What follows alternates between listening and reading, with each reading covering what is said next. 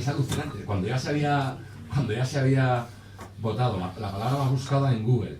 Esto enlaza también, que a mí me dejó a cuadros, también sin salir del Reino Unido, con el referéndum en Escocia, ¿no? Es cierto que votó mucha gente, votó un 80% de la población y lo vendían como la participación ha sido altísima. Claro, yo no pienso en ese 80%, pienso en ese 20% de ciudadanos escoceses que algo tan fundamental como pertenecer a un país o a otro, insisto, no se trata de decidir el modelo de farola, sino si tu país quiere seguir perteneciendo al Reino Unido o salirte del Reino Unido, pues bueno, hay un 20% de gente que decidió quedarse en casa, ¿no? ¿Sabéis qué ocurre? Que esa gente que se queda en casa para votar lo de Escocia, o esa gente que no votó el Brexit, generalmente pertenecen a la clase obrera o generalmente pertenecen a lo más bajo de la pirámide social. No hay una divergencia, una distancia brutal entre las clases populares y la movilización política o la decisión política, ¿no? Y eso creo que nos debería haber puesto en alerta desde hace mucho tiempo. ¿Por qué ocurre todo esto, no? Pues bueno, porque en un principio la clase obrera desaparece del lenguaje político, mediático y sobre todo académico, que en ese sentido le metemos mucha caña, ¿no? Del mundo universitario. No puedes escribir muchas tesis, la verdad sea dicha, si haces tesis sobre la clase obrera. Si las haces sobre algún concepto, algún nuevo sujeto, seguro que sí, ¿no? La clase obrera es sustituida por el precariado, por el cognitariado, que es un concepto que me fascina porque no tengo la más remota idea de qué significa. Bueno, en realidad medio sí, pero nadie me lo ha sabido explicar de forma precisa, ¿no? El cognitariado, a veces incluso por el multiculturalismo, la multitud, que diría Antonio Negri. Y bueno, sí, ¿no? En los años 70 se produce la deslocalización, la terciarización aquí en Asturias. Bueno, aquí en el Estado español lo sufrimos en los años 80, aquí lo conocisteis muy bien en Asturias con la reconversión industrial, ¿no? Y bueno, de repente se llevan las fábricas a México, a China y bueno, ya no existe la clase obrera, ¿no? Porque como ya no hay obreros de mono azul, pues la clase obrera ha desaparecido, ¿no? Eso por otra parte es un idealismo que da un poco de pavor. Pero lo más interesante de esta jugada es que los mismos teóricos, los mismos académicos que nos dicen que ya no hay clase obrera y que ahora hay precariado y cognitariado, cuando el señor Trump gana las elecciones en Estados Unidos o cuando la señora Le Pen es completamente hegemónica en Francia o cuando los nazis en Austria están a punto de ganar unas elecciones, de repente reaparece la clase obrera. Es decir, la clase obrera reaparece para echarle la culpa. La clase obrera reaparece como chivo expiatorio, de repente. O sea, no existe la clase obrera, ya reaparece para justificar la victoria de Trump o reaparece para justificar la hegemonía de Le Pen en Francia. Y es como, hostia, no me toques la moral, colega, no me toques la moral, porque es muy interesante, ¿no? Es muy interesante por qué ocurre esto.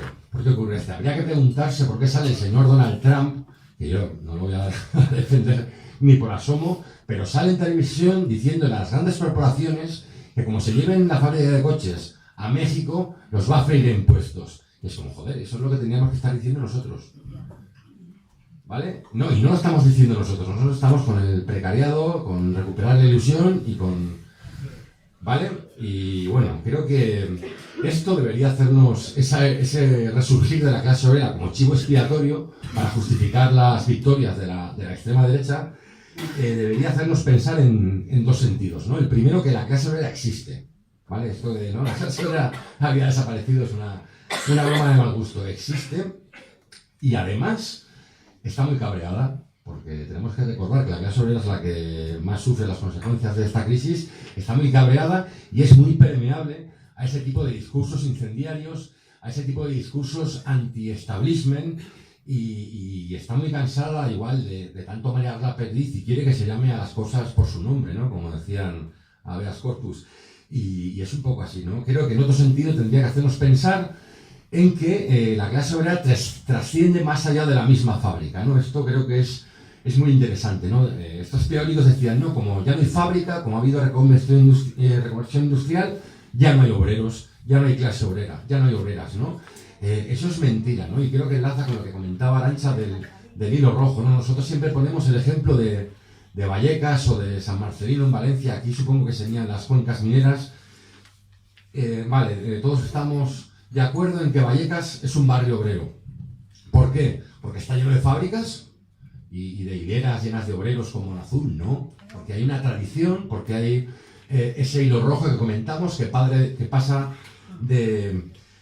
de padres a hijos. Aquí creo que, aunque en Asturias se eliminara la última mina, la zona minera siempre había un pozo, siempre quedará un pozo de lucha, siempre quedará un pozo de, pues bueno, ese hilo rojo que comentamos. Claro, esta visión folclórica de la clase obrera que comentaba Arantxa, de pues eso, el hombre con el mono azul, que se mancha de grasa, que fuma ducados, ¿no? Y creo que es un error tener esa visión de la clase obrera, porque hoy además hemos tenido un ejemplo paradigmático que demuestra lo contrario, ¿no? Y es súper jodido combatir eso, ¿no? Porque si tenemos esa idea o ese concepto de la clase obrera tan folclórico, tan de los años 30 o 40, pues es muy difícil combatir pues lo que está sucediendo. ¿Y qué sucede?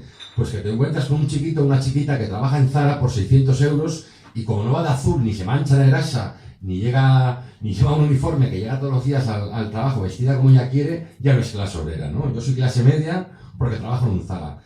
Y claro, así nos luce el pelo, luego. Una cosa que comentamos en el libro, que ha generado cierta polémica, ¿no? Nosotros no entendemos la polémica, es la cuestión de la paridad obrera en los partidos de izquierda transformadora, los partidos que se reclaman de los de abajo y demás, ¿no?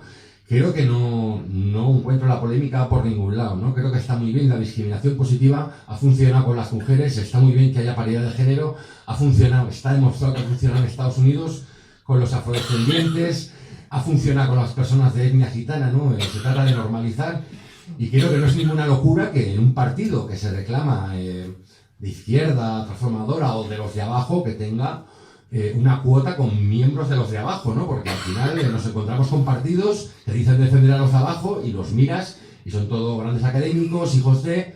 ¿no? Sería como, imaginaos una asociación antirracista en Estados Unidos de los Panteras Negras donde todos son blancos, ¿no? O imaginaos una asociación feminista donde todos son hombres, ¿no? Pues esto es un poco lo mismo, no sé dónde está la polémica. Bueno, y para terminar, porque como insistimos, hemos hecho un montón de presentaciones ya, y bueno, se lo comento antes a la compañera, por favor, la intervención breve, porque la chicha y lo interesante es cuando luego la gente participa. Un dato más que comentamos en el libro es la cuestión de la esperanza de vida. En un barrio como Pedralbes, que es el barrio más exclusivo y pijo de Barcelona, la esperanza de vida es 11 años superior en un barrio obrero como Nou Barris, ¿no? Estamos hablando de una esperanza de vida de 11 años. O sea, no estamos hablando, es decir, si naces en Pedralbes vivirás 11 años más, probablemente, estadísticamente, que si naces en Nou Barris, ¿no? No estamos comparando la esperanza de vida de Burundi o el Congo con Finlandia. Estamos hablando de la misma ciudad. Esto pone los pelos de punta, ¿no? Esto es... Porque además esto no se corrige con un gobierno en el cambio. Eso no lo corriges con 4 años de gobierno en el cambio. Eso va mucho más allá. Forma parte de la educación, de la cultura alimentaria, hay factores incluso biológicos, ¿no? Que pasa de padres a hijos. El tipo de trabajo, claro, y bueno, solamente con ese dato encima de la mesa, nosotros pensamos que es un auténtico genocidio social. Y nada, estaríamos encantados de que participarais todos y todas. Muchas gracias.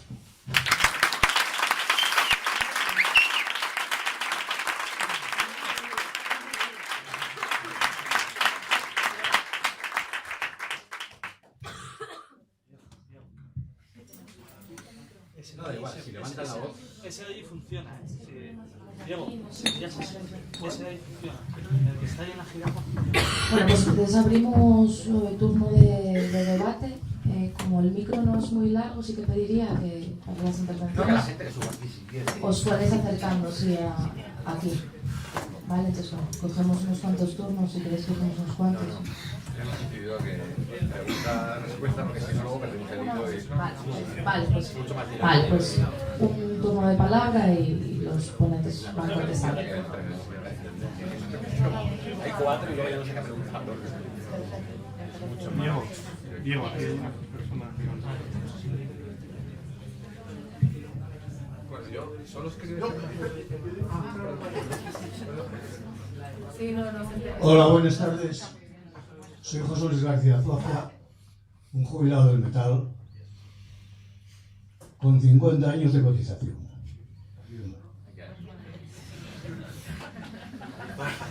Tengo el orgullo de deciros que recibí una carta de mi amiga Báñez diciéndome que me subía 2 euros y pico. No lo calculé porque no es muy... Ella la vive de Rocío. Fátima Báñez. Pero fue inspirada por la Virgen. Fue inspirada. Por ella, por Somos su muy amigos. La verdad es que todos los años soy Manuel. Bueno, pues aparte de todo esto, lo que me alegra mucho es de estar aquí y estar oyendo hablar de la clase obrera. Yo no solamente, como lo hicieron los ponentes, hablar de la clase obrera, sino que iría también a la familia obrera.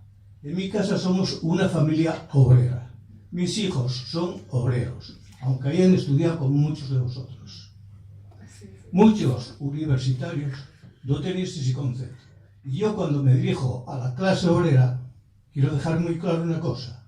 Es obrero. Trabajador, voy a hacer una definición, y aquí acabo. Trabajador es el sexto, el anterior, Botín, compañía y todos sus hijos. El resto, si tenemos conciencia, somos clase obrera. A partir de aquí, dejo que los demás tomen palabra.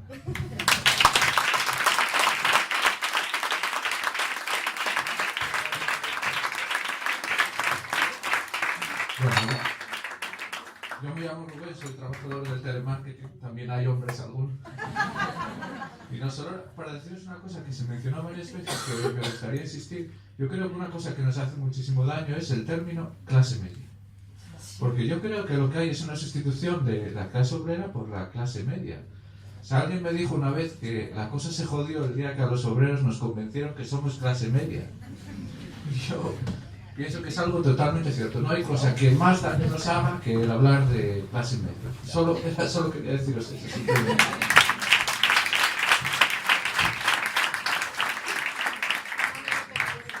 Bueno, pues vamos a hacer un par para que si no se pierda el hilo.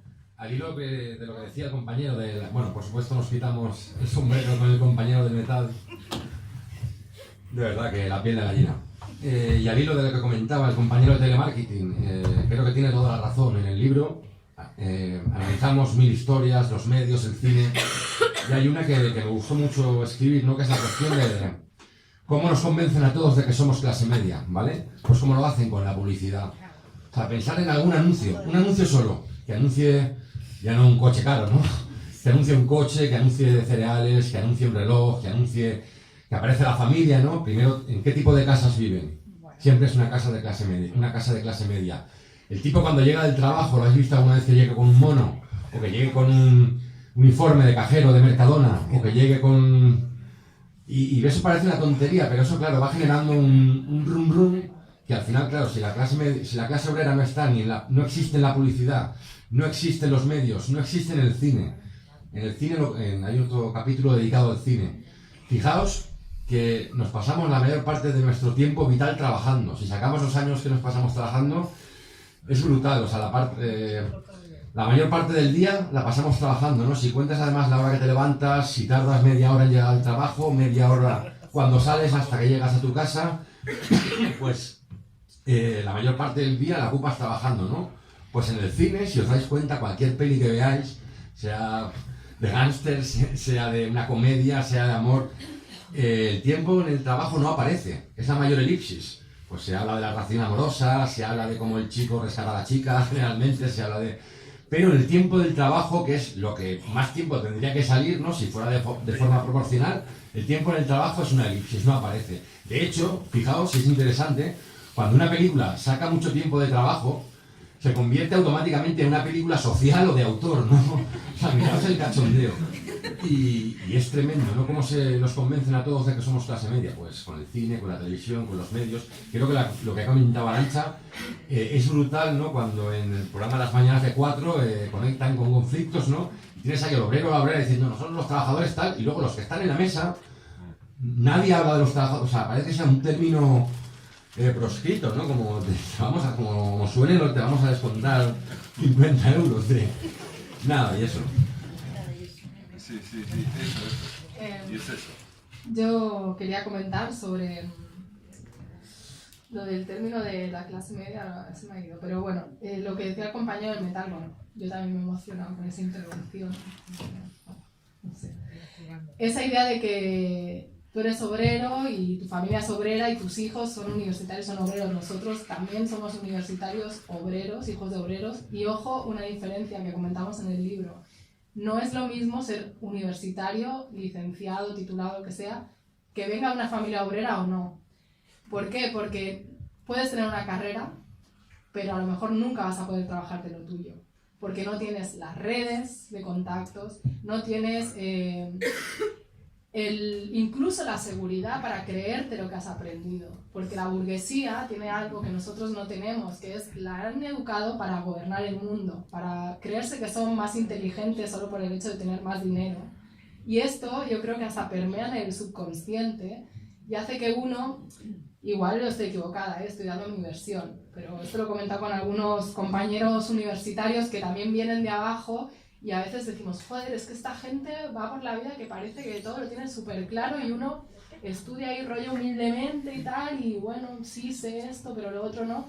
Y eso yo creo que tiene también mucho que ver, ¿no? Porque nos han machacado a lo largo de décadas haciéndonos creer que nosotros éramos tontos, que no sabíamos nada. Que... Becario, ser becario. Claro, bueno, sí, exacto. ¿Quién puede ser becario y cobrar 400 euros? O sea, estudiar es un coste de oportunidad, además. Y bueno, ya ni se diga con el aumento del precio de las matrículas.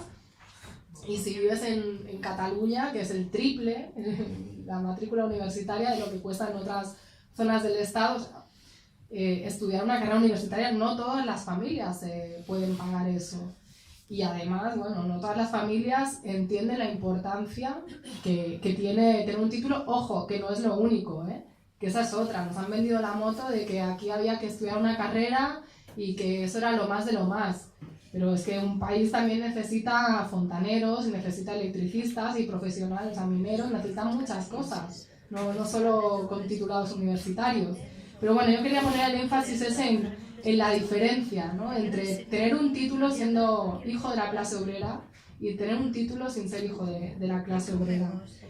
Y iba a decir algo de la clase media, pero se me ha ido la pinza, así que bueno, si luego me acuerdo lo digo. Salía fatal de la cabeza. Bueno, pues hablo alto, que yo hablo a voces normalmente, así que da igual. A ver si te escuchan por atrás, habla muy Tengo alto. pocas sorderas, suelo hablar así bastante alto. Mira Así. para acá, Diego, también. Para acá también, me pongo de lado. No. Diego no me oye, pero... Oye, lo primero quería felicitaros por el libro, porque yo creo que es un libro, creo que muy interesante, que provoca el debate y, bueno, yo creo que merece la pena ser leído. Yo lo he leído casi entero, todavía no he terminado, pero casi. No obstante, voy a ser un poco crítico con algunas cosas también, pero bueno, yo creo que eso está bien porque también es lo que queríais, animar el debate, y yo creo que procede hacerlo, ¿no? Bueno, a propósito de lo que se estaba hablando ahora, de la clase media, la clase obrera, yo pienso que una de las grandes armas del gran capital, es que al conjunto de la clase trabajadora consigue dividirlo y fragmentarlo, lo que ha dicho el compañero del telemarketing, convenciendo a una parte de lo que realmente es clase trabajadora, clase obrera, trabajadora. Bueno, bien, pues el capital consigue convencer a una parte de la clase trabajadora, autoconvencerla de que es clase media. Y eso, con el capital, ¿qué es lo que consigue hacer? Fracturar en dos a la clase trabajadora, bueno, una fractura que hace que además haya intereses antagónicos, aparentemente, la gente de la clase trabajadora, los de la clase media piensan que tienen intereses antagónicos a los de la clase obrera, y los de la clase obrera tienen también un rechazo por la clase media y unos intereses antagónicos. Yo creo que en vuestro libro habéis entrado en esta problemática, creo que habéis entrado con buen pie, pero luego al final habéis ido siendo un poco erráticos y habéis caído un poco en esa trampa, ¿no? De que más allá de denunciar que el conflicto central en la lucha de clases es el conflicto entre el capital y el trabajo, a veces el libro en algunos pasajes da la sensación de que el conflicto fundamental es entre la clase media, o que se autoconvence de ser clase media, o incluso la que vosotros definís, una definición un tanto errática de clase media, y por otro lado la clase obrera de pura cepa, ¿no? La del barrio y demás, ¿no? Yo creo además ahí que en el libro hay algunas cosas un poco erráticas, ¿no? Por ejemplo, al definir qué es clase media, qué es clase obrera, y qué es clase media, bueno, pues clase media es el funcionario del grupo A y el del grupo B es clase obrera. Hombre, a mí me parece un poco simplista esa definición, ¿no? Si digo la verdad, porque a veces un funcionario del grupo B en los mayores niveles puede estar muy próximo a un grupo A en los niveles inferiores. Pero bueno, esa sería una crítica que a mí me parece que se puede hacer. No os voy a hacer una crítica de Baviano que mencionabas antes, que con alguna cosa puedo estar de acuerdo y con otras no, creo que se pasa a 3 pueblos, pero bueno. Otra cosa que me parece que yo creo que en el libro